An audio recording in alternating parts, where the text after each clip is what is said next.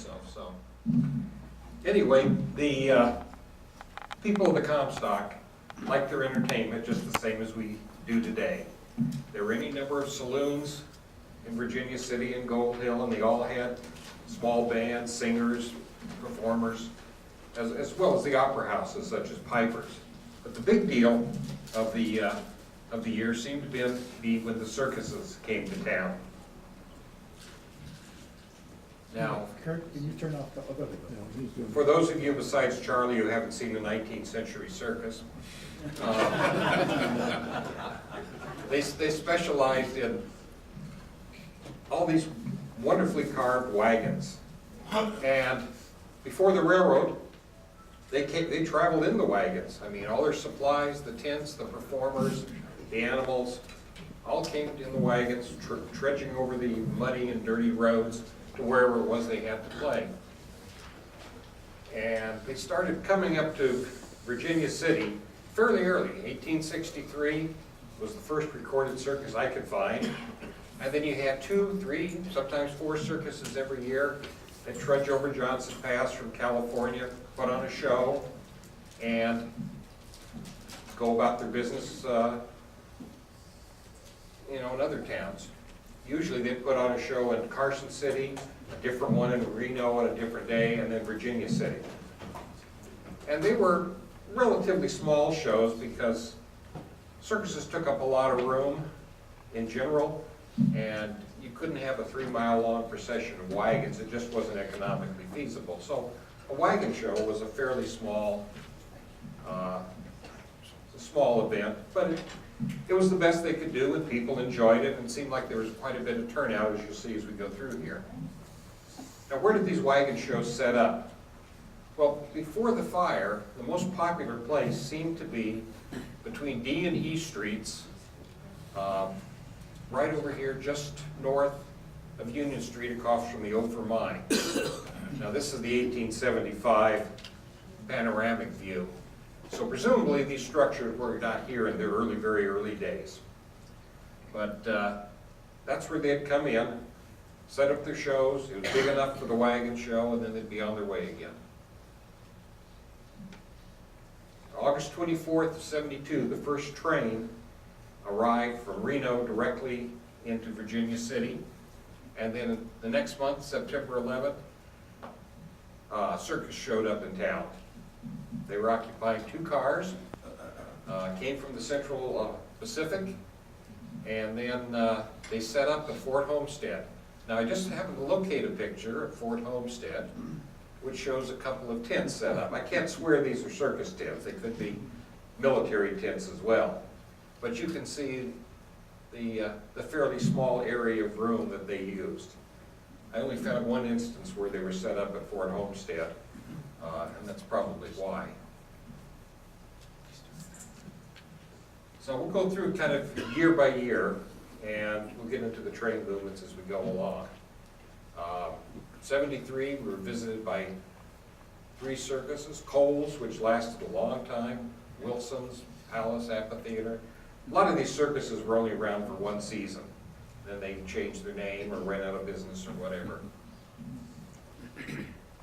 1874, Wilson Circus, and they hired trains to carry folks from Gold Hill to Virginia City to make sure nobody missed the show.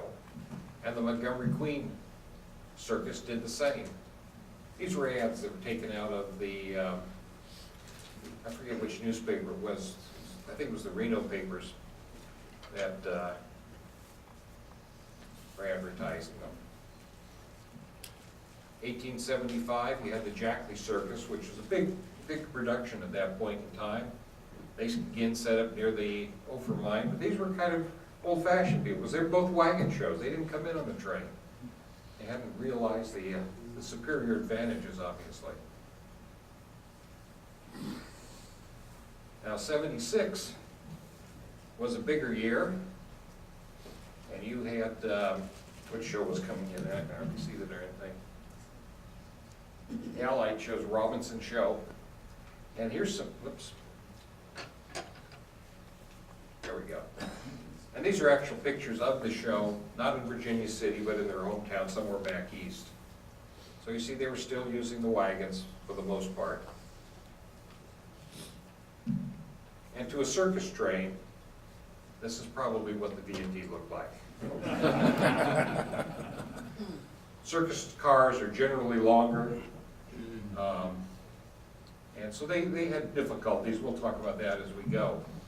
Now here's how the circus arrived. This is the dispatcher's train sheets from August 29th.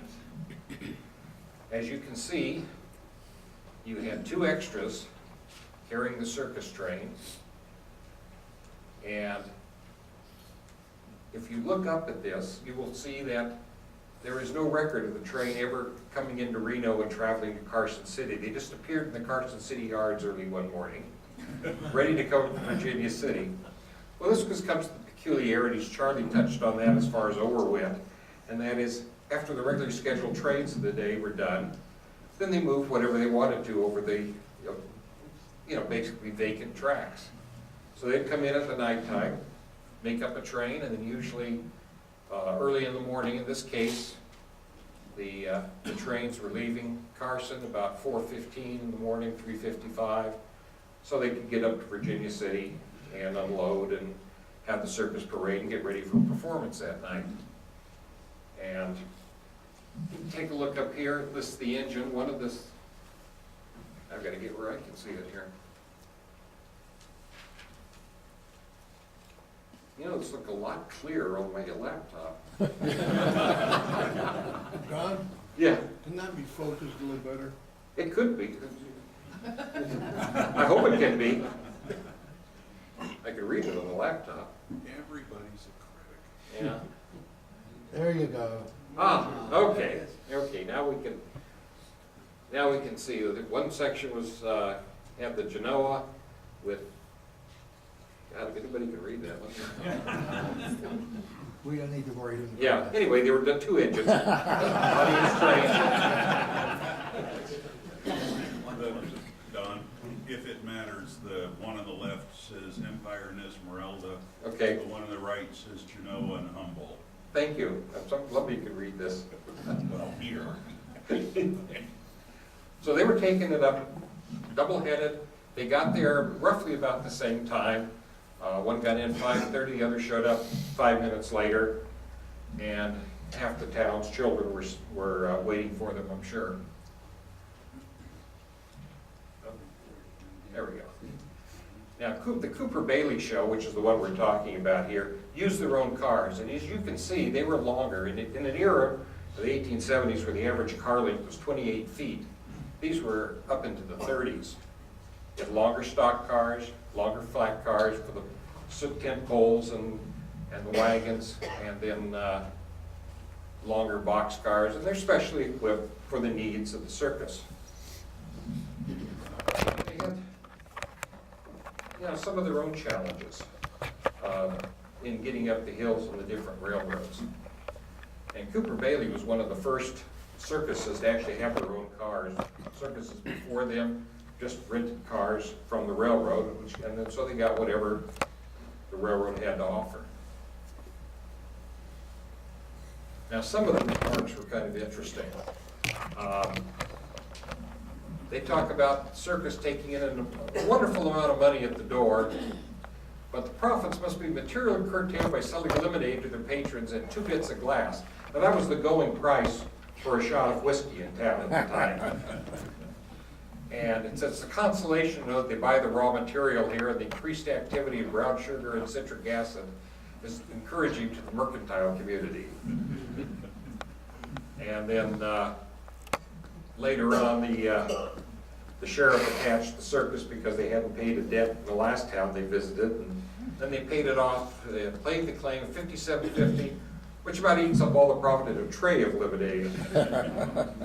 So what's changed? Anybody who's been in the movie theaters in the last few months knows that not a whole lot has changed since then. Now, how they left town was a little bit easier. They all went down on one train. But again, it was downhill, so it didn't matter as much. And then they showed up in the Carson City yard, and then disappeared. Went on to wherever Did else. they pay their debts? For the most part. The papers, if anybody's read any newspapers of this period of history, editors were completely unbridled as to what they say. Libel laws apparently didn't exist for the most part. And if the show stunk, they pretty much said so. And if they could add to it the high price of lemonade or the fact that they were deadbeats, that was added in as well. Now, where did this circus set up? It was a railroad show. It had, with two double-headed trains, it could be up to 25 cars or so. We don't know exactly with this particular one. It was a much bigger show. So what they did is they set up, and most of the circuses set up here from this time on, was the dairy ranch belonging to Lewis and John Alexander. Is at the foot of Washington Street, right about where the high school is today, right across from the Osbiston shaft that you can see here. And so you had this nice long trip down here, but it was relatively flat land, and apparently the land could be rented for a reasonable price and didn't scare the cows too much. Don, did they unload in the main yard or did they go down on the low line? We're coming to that. Okay. Here's the circus grounds when it's not being circus time. Alf Doughton, the editor of the Gold Hill Daily News, remarked in his diaries, "It's a half mile down and 3.5 miles going back up." Especially with a few glasses of lemonade in you or whatever else they had to sell. Now, where did they unload? They unloaded mostly at the old depot. And it was convenient. They could unload in the tracks here. I imagine it wasn't being used a whole lot since they had the main yards over there, and it was right adjacent to Washington Street. They could unload, run the circus parade through town, and then down Washington to the circus grounds for the setup. Now, what is a circus train exactly? Here's Disney's idea of one, which is not too far off. But the real ones looked a little bit more like this. You had a lot of these specialized flat cars loaded with the various wagons, ticket wagons, the pie wagon, which was the cafeteria, the performers' wagons, and so on and so on. And a lot of livestock. They used a lot of horses since, even no matter how far they went on the railroad, you still had to get the stuff to where the circus was going to be shown, which could be a few blocks down the street, or it could be 2 towns over, depending on just where they were going. And of course, the elephant cars, because you had to have an elephant or you were in a real circus. In fact, there was a phrase generated in this period of time, where people would say, once they had seen everything there was to see, they would be called, and they've seen the elephant. Because that was usually the last big attraction in the show. So once you've seen the elephant, well, you've seen everything, you might as well go home. So how do they load and unload trains? Well, very much like they do the trailer trains they have today. They had ramps between the cars. They were just stacked up. They unloaded, which would have been great at the old station because it could go right out onto Washington. And they used plenty of horsepower to pull the wagons down the cars, off the end, and then hitch up a new team and away they go. Or they used it sometimes a little bit cruder methods.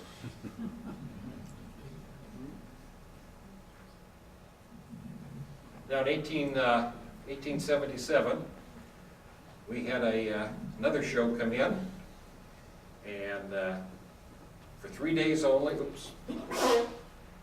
and this show arrived in 2 sections as trains number 9 and then 9.5, meaning it was the second section of train 9. And the railroad charged $1,500 to move the show from Reno to Virginia City and back. And the average circus, keep getting the wrong thing, average circus admissions were $1, with children 50 cents and so on, which is not a bad price. Again, they left at some point during the night and were off to the next thing. Circus life was not a an easy life. You were 24 hours working, it seemed.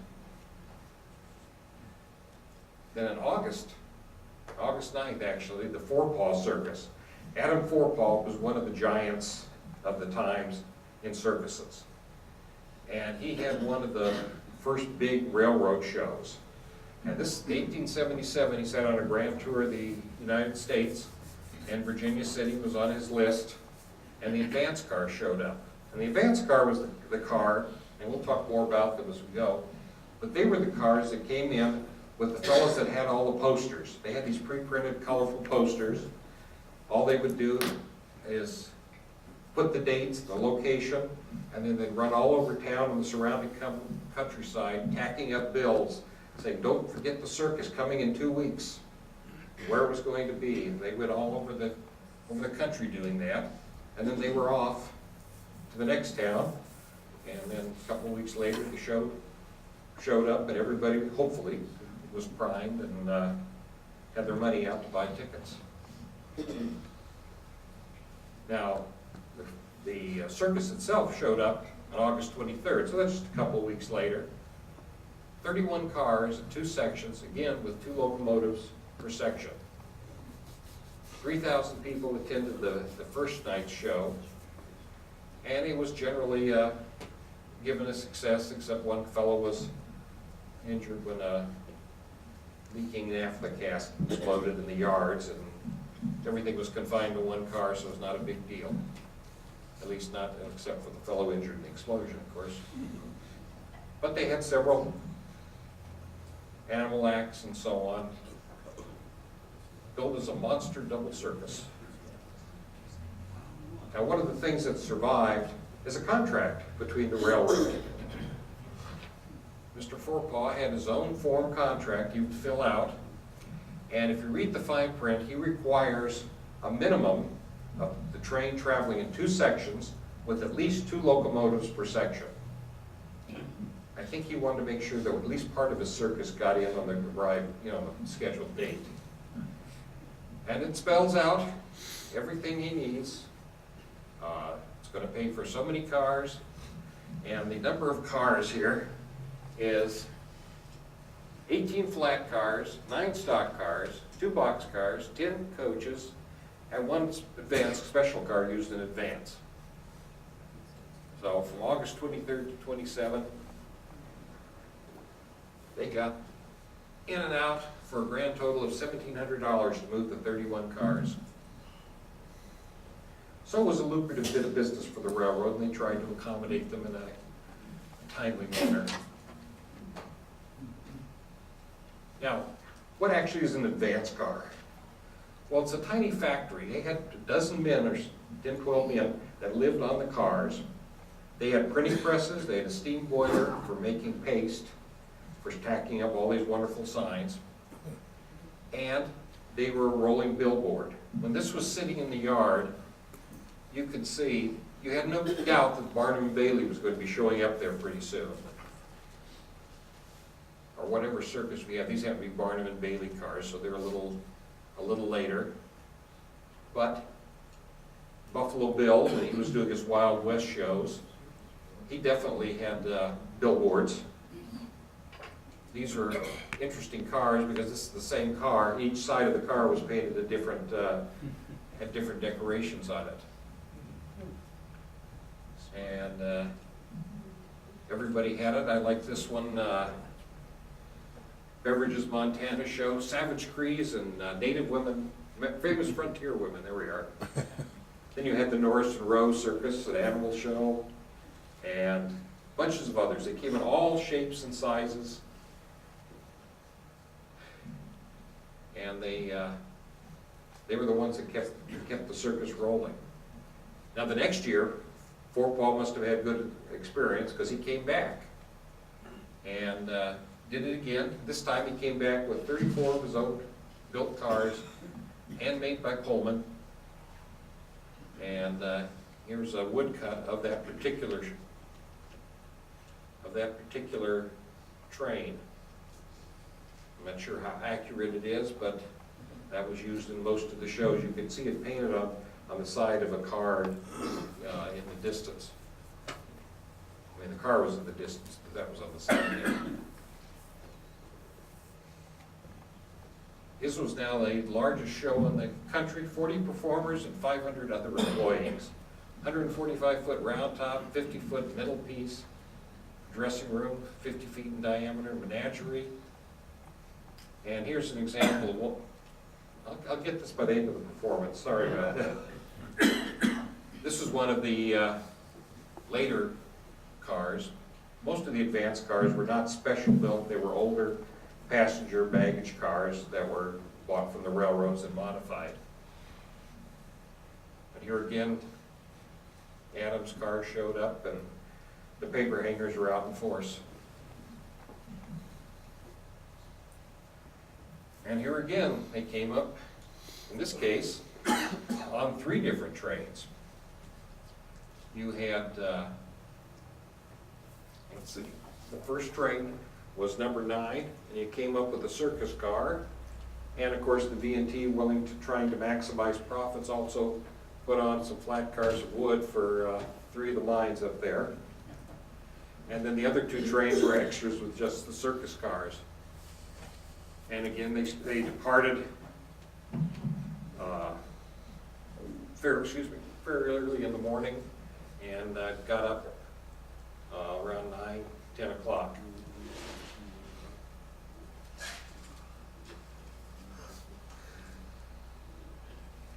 The next year, you had a couple of circuses, the Great Arabian Circus, which was a smaller show and wasn't well liked too much. The highlight was a trapeze artist who hung from a hot air balloon doing his act. And unfortunately, he, when the show played in Carson City a few days later, the apparatus broke and he fell to the ground but survived the fall. So, wasn't the best act you could think of.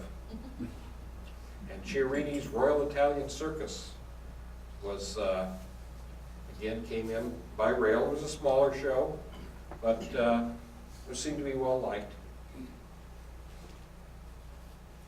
And here again, they came in not as special, but with a train with 3 wood cars and 10 circus cars. Train regularly scheduled train 13. Now, one thing I wanted to point out when we were looking earlier, the train sheets in the 1870s, when all the mines were in full force, the dispatcher used 2 sheets per day. Used one for the morning trains, one for the evening, because they just were running 35, 40 trains a day.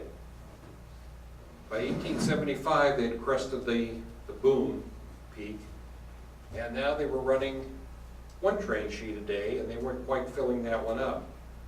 So you can kind of see what's happening here. It's in special trains. They were pulling the circuses in a regular train. In 1880, Coal Circus came through, but they didn't bother with Virginia City. They played in Carson City, and then ran trains from Virginia down to Carson to see the show. They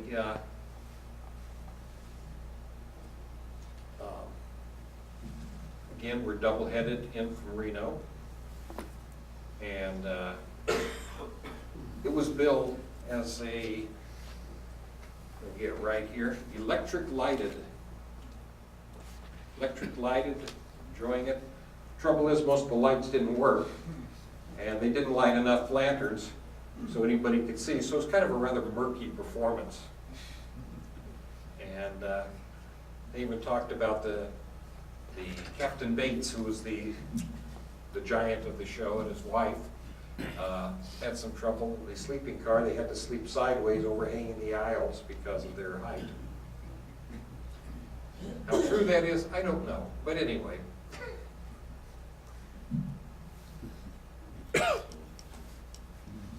'81 didn't seem like any shows visited Virginia City, but in '82 the John Robinson show showed up, and of course you could see he's gone to a bit of expense in his advanced cars. But by then, John Robinson was considered one of the leaders of circuses, and so he probably had the money. And this was a 2-ring circus, and got good reviews. The saloon keepers complained of dull times. They say the circus took all the small change out of town, which could have been better spent buying beer.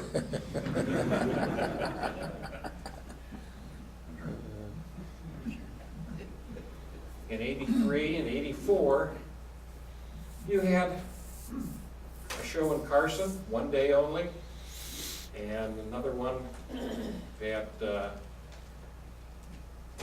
did go up to Virginia City, but again, it was a small show, one night. It was just, people were moving out, it wasn't as profitable. Next year, though, Barrett's show, which was considered a big circus, shows up again. The advanced car shows up the first part of June, and a couple of weeks later, the circus train arrives.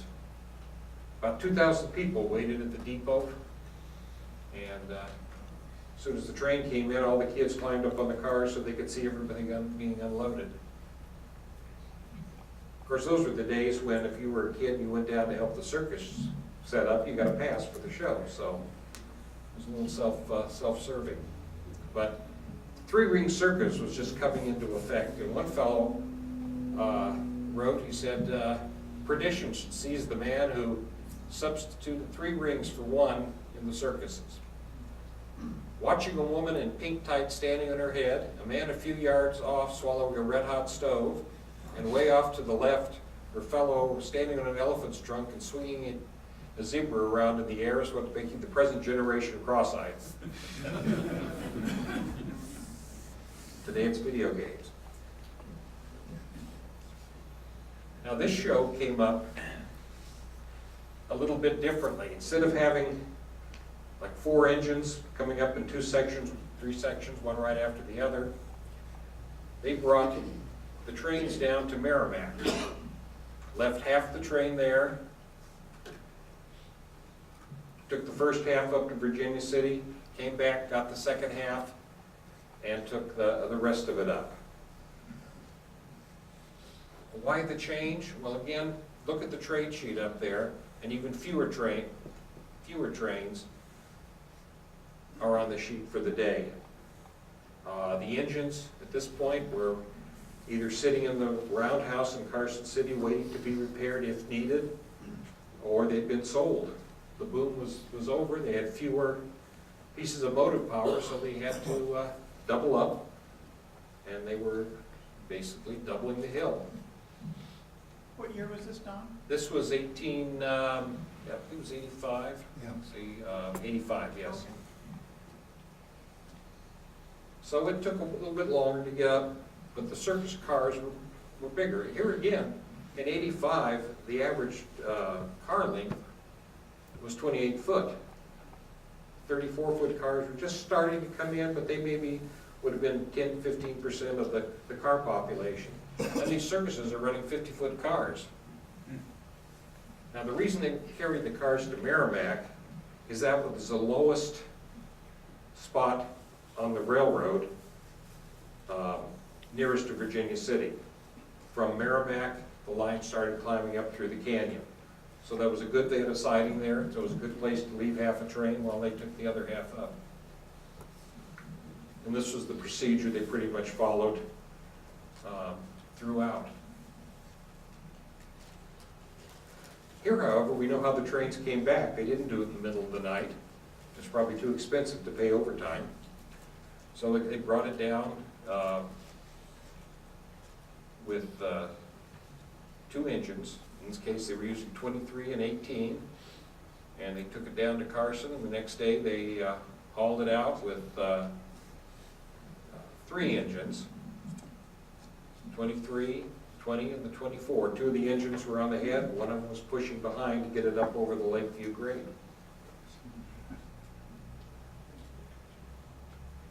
And here's a little thing. It's was out of Circus, but one night only, we had Buffalo Bill playing in one of his plays.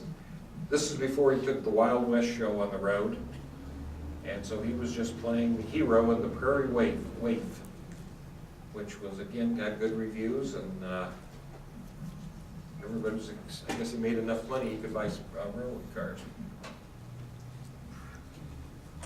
Now, but just as an aside, I like the Buffalo Bill advance cars because they were so varied. I built a couple of the models of the more interesting ones.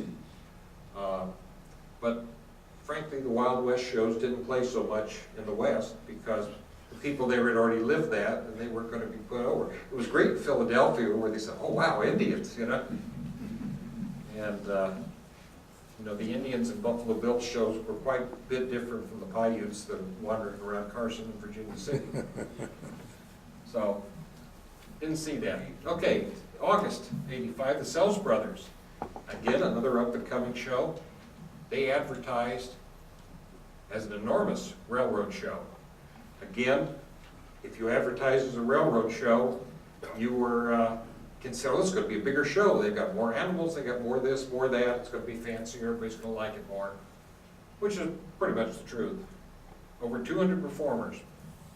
So, it must have been interesting. I wonder if that included all the sideshow people that took more of their money. And here we have the advance car coming. 53 feet in length, fitted with a steam printing press to strike off dates and a boiler to generate steam for making paste. And that was all stored inside that car, along with a forest of brushes and buckets for holding the paste when the sign painter posters went out. It was left at Reno because it was considered too long and too high to go through the tunnels on the railroad. So I can just imagine the guys with these long-handled brooms over their shoulder and a bucket of paste riding the daily train down from Reno to get to Virginia City. But anyway, again, you had 3 engines, brought down 26 cars, again varying from 50 to 65 feet in length, arriving in Carson at 4:40, and they had to be careful about where they put the engines. They put 22 next to the train because it had air pumps on it to provide air for the brakes on the rest of the train. 19 was behind engine 11 was pushing. And then the next day it continued on to Merrimack, where again you had the train split in 2 sections, 14 and 13 cars respectively, and it took a little longer. They left, they arrived at 7:10, the second section arrived at 10 o'clock, so they got it up. They just went a little slower than usual because of the length of the cars and the sharp curves and so on. But they got 6,000 people that came out to see the show, so there still was a goodly amount of people living in Virginia City. And the paper expected to sell out for all 9,000 seats. And going down, again, they left 2 sections and ended up, of course, being helped out of Carson to get over the Lakeview grade and then in Virginia and on their way to wherever.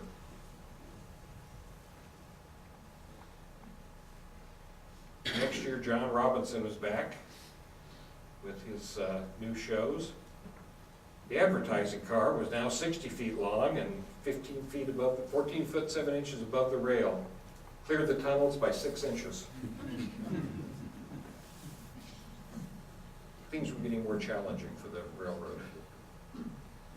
Again, you can note the ever shrinking number of trains, but it came up in 3 sections with 19, 24, 14, and 23 pulling 2 sections. They probably didn't have enough business so they could spare the extra engines this time. Again, they got 4,000 people to see the show, so that wasn't too bad. Is that from the newspaper? Was what now? 4,000 from the newspaper? Yeah, that was the report. Almost almost every show got a nice review, even if it only played one night. So you got a nice lengthy thing, you can see what you missed if you didn't go, or what you missed if you had to go out and buy some lemonade for the overpriced value. Now this one, on this train, on their way back, near Huffaker's, one of the flat cars broke an axle, which sent it into the ditch along with the elephant's car. And the elephant was injured, and he was not expected to survive. I couldn't find out whether in fact he did survive, but it was a pretty good good crack up. The railroad lost 2 flat cars, 80 and 84, as a result of the accident. But if you look at the timesheet, it's very bland. The first section arrived in Reno at 2:10. The other one got in at 7:58, over 5 hours late, but that's still pretty good for getting a wreck cleaned up and getting the rest of the train in. And the circus cars must have been pretty, put it this way, suffering from lack of maintenance, because when they got on the CP, they had another wreck up there. So maintenance was hard on anything. Don, do we know if the V&T bought the elephant? Do not. Okay. It wasn't, I couldn't find out exactly if it was one of the V&T cars where the axle broke, or it was one of the circus cars. I got the impression it was one of the cars owned by the circus, so they were on the hook for themselves. Okay. 1888, the people were not entertained very much, but they could go down to Carson City and see the four-post circus if they were so inclined. 89, again, no circuses in Virginia City, but the Sells Brothers Barrett Show played Carson City, and the train hauled them down from in 2 sections with 16 cars and 14 cars in the second section. And then they had special trains running from Virginia to Carson to carry whoever wanted to attend down. And then a little bit later in the year, Professor Norris's dog show did get up to Virginia City, but that was kind of come down from the decade before when Adam Forepaugh, the largest circus in the country, was playing. 1890, we had McMahon Circus, 4 cars. It was just brought up on a regular train. Interesting thing, they had trouble making it through the tunnel because of the height of the cars. Loads had to be shifted, and it was said that the elephant had to lie down flat. The only thing is, you read a little further and you find out the elephant was in a boxcar that was 14 feet high, and so it wouldn't have mattered a great deal whether he lied down or not. But they said it scraped through the Homestead Tunnel, but it wouldn't go through the Ward Tunnel, so they left it at Gold Hill, and I guess made the elephant walk. And next year later, we had the same circus back again. And then from 92 to 99,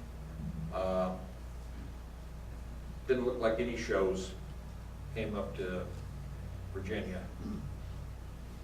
In 95, well, not really a circus, it was moved by the railroad. Uncle Tom's Cabin played at Piper's. And they came in special cars. And there were several Uncle Tom's companies, but they usually had two or three cars. This one is the A.W. Martin Show, and you have several scenes from the play, which would hope to instill a lot of excitement for buying tickets to it. You had a coach for the performers, and then usually a special car reserved for the owner or the star with his family. In 1900, Norris and Rowe again visited. That was the dog show. Now he's expanded into other animals, performing seals and such. But at least it did get up to Virginia City. 1902, again, not a circus as such, but you did have a minstrel show with a special car, 72 feet long, 14 feet 8 inches high. The stovepipes had to be lowered to fit through the E Street tunnel. And going to Piper's, of course, they didn't worry about unloading at the old depot, so they just unloaded the regular yards and marched up Union Street to get to the theater.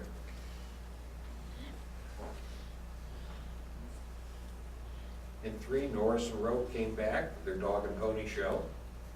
3 coaches and 4 flat cars, so the show was growing, even if the audience wasn't. And again, it was just brought up on a train number, on a regular train, had a bay engine number forward.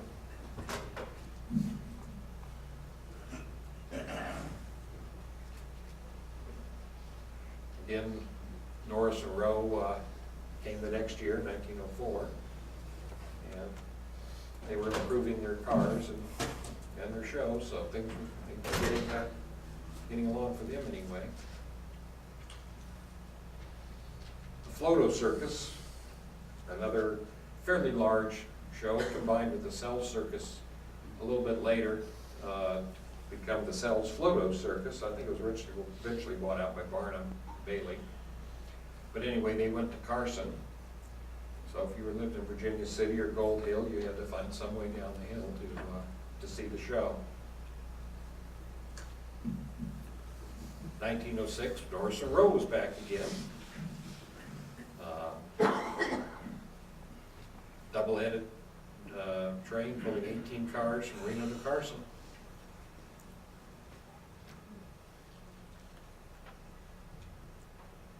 And 1908, again, Norris and Rowe was back. It was, they went all over the country, but they left Virginia City apparently. 11 flat cars and 10 sleepers and stock cars. Again, double-headed now with the 25 and the 26. And it was doubled from Steamboat to Washoe, but climbed over Lakeview without the need for doubling the hill. From Carson to Franktown, they again doubled the hill, but went up to Washoe in one section. So but they were using the bigger 10-wheelers, so you'd expect them to use, not to have to use as much power. After 1903, that area, most of the circuses didn't bother to visit Virginia City. Circuses still came, but they set up in Carson and Reno. By 1917, when this photo was taken, Gold Hill, it was pretty much run down, and he had an advertisement for the Gold Circus that had played in 1917, and it was playing in Carson City, and it was kind of the end of the era, at least for circuses in the Comstock, and Comstock itself pretty much. And I want to thank Stephen Drew, Charlie Siebenthal, and Mike Collins for some input we had in this information. So. Are